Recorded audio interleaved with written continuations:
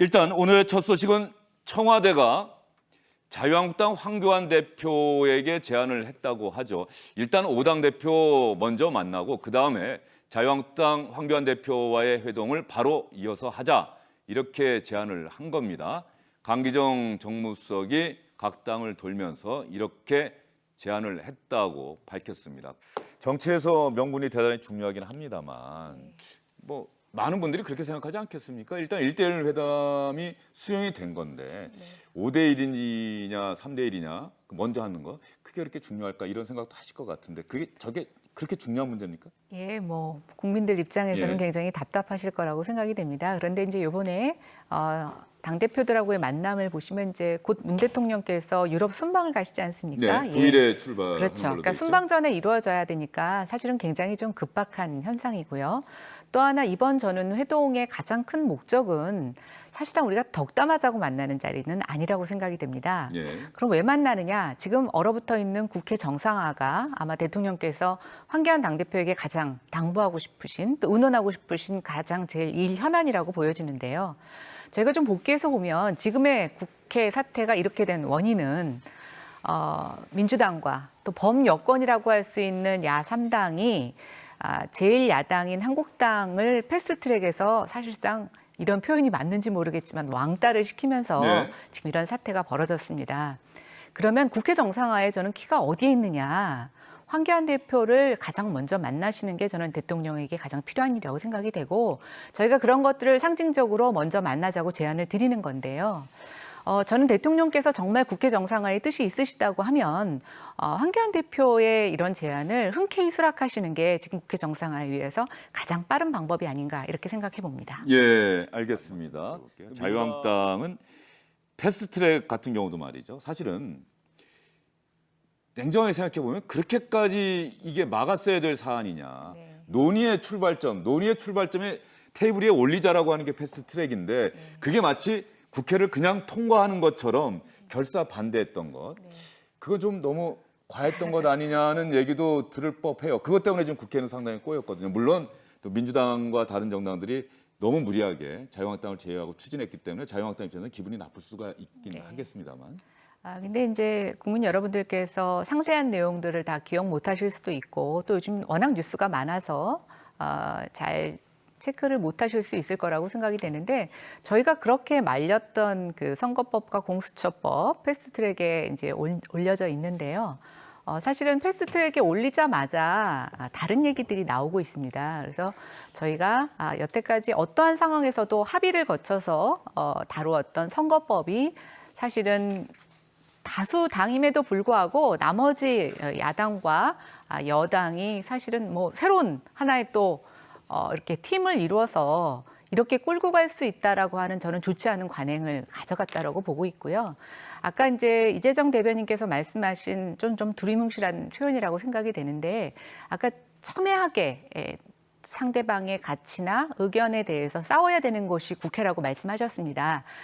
자유한국당에 대한 가치를 인정 안 하시기 때문에 그렇게 저는 첨예하게 싸우고 해야 된다라고 하면서 저희 보러 지금 무조건 양보해라. 너희들이 얘기하는 것은 어떤 타협의 대상이 아니다라고 얘기하시는 것은 저는 굉장히 앞뒤가 안 맞는다는 생각을 하고 있고요.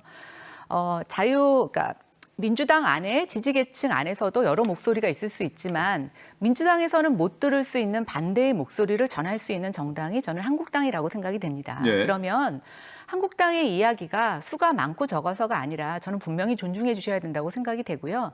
그게 집권 여당으로서 문재인 정부가 이 경제적으로 어려움을 겪고 있는 이 대한민국을 올바르게 이끌어갈 수 있는 저는 방법이라고 생각이 됩니다. 그런 측면에서 정치라는 거는 잘 알지 않습니까? 우리가 법으로 해결할 수 없는 문제, 또 어떤 원리 원칙으로 해결할 수 없는 문제를 극적으로 타결하는 게 바로 정치라고 생각이 됩니다. 그리고 그게 민주당에서도 김대중 정부나 여러 정치적으로 우리가 훌륭한 일을 하셨던 분들이 그렇게 정치 문제를 해결하시지 않았습니까? 저는 정말 그런 정당을 잇는 정당이라고 하시면 저는 이참에 그런 큰 대승적인 타협을 좀 먼저 보여주셨으면 좋겠다라는 생각을 해봅니다. 그러면요, 짧게만 이 질문. 결국은 그럼에도 불구하고 황교안 대표의 청와대 회동 이루어질 걸로 보세요? 아니면 이 상태에서 그냥 무산될 걸로 보십니까? 저는 집권 여당과 문재인 대통령이 결단을 내려주시면 정말 이 꼬인 국회가 극적으로 타결될 수 있는 것이 이루어질 거라고 보고 있고 저는 내심 그렇게 대통령의 큰 결단을 기대해 봅니다. 이재정 대변인 어떻게 전망하십니까? 이게 자유한국당과 민주당 간의 문제만이 아니라 물론 다른 당까지 포함한다 그 뜻이 아닙니다. 예. 자유한국당 내부의 문제도 있는 것 같습니다. 제가 알기로는 지금 원내대변인이신데요. 나경원 원내대표와 또 한교안 대표의 셈법이 다릅니다. 원내를 책임지는 나경원 원내대표로서는 국회를 계속 보이콧할 명분이 없다는 지점을 사실은 파악하고 계시다고 생각하고 당내 의원님들의 의견도 그쪽으로 많이들 모아지고 있는 것으로 알고 있습니다. 그럼에도 불구하고 한교안 대표는 스스로도 어느 자리에서는 공언하시지 않았습니까? 나는 국회의원이 아닌데 왜 나를 국회로 돌아오라고 하느냐.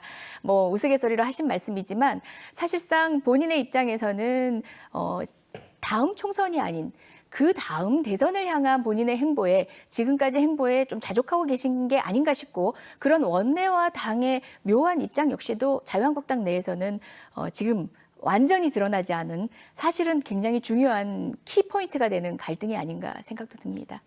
답변을 통해서 또 질문을 던지셨기 때문에 간단하게 한 말씀 해주시죠.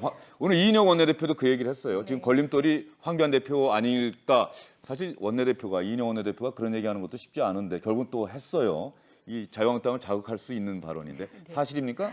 어떻습니까? 전 요즘 이제 여당의 행보에서 국회에 같이 모이고 이제 국회 정상화하자고 하시면서 왜 이렇게 서로 감정의 골을 파는 언행들을 하시는지 잘 모르겠습니다. 저도 잘 모르는 저희 원내 사정에 대해서 어떻게 이렇게 소설 같은 얘기들을 많이 하시는지 잘 모르겠는데요. 설사 그런 얘기가 있을 수도 있습니다. 그러나 제가 파악하는 걸로써 지금 자유한국당의 가장 큰 과제는 문재인 정부가 지금 계속 멈출 줄 모르고 하고 있는 이 소득주도 경제 정책, 그것에 대한 성과를 두고 국민들이 정말 너무 힘겹게 살아가고 있습니다. 우리 외교 문제, 대북 문제 다 너무 어렵습니다. 저희가 지금 그런 것들을 계산할 수 있는 여유가 있다고 보십니까? 저는 그렇지 않다고 보고 있습니다. 그래서 제발 제가 당부를 드리고 싶은 건 뭐냐면 저희 당 내부 문제에 대해서 그렇게 연구하지 마시고 국민들의 고통에 대해서 좀 그렇게 복잡하고 여러 가지 경우의 수를 좀 고민해 주시고 하루속히 국회 정상화에 큰 결단을 내려주십시오.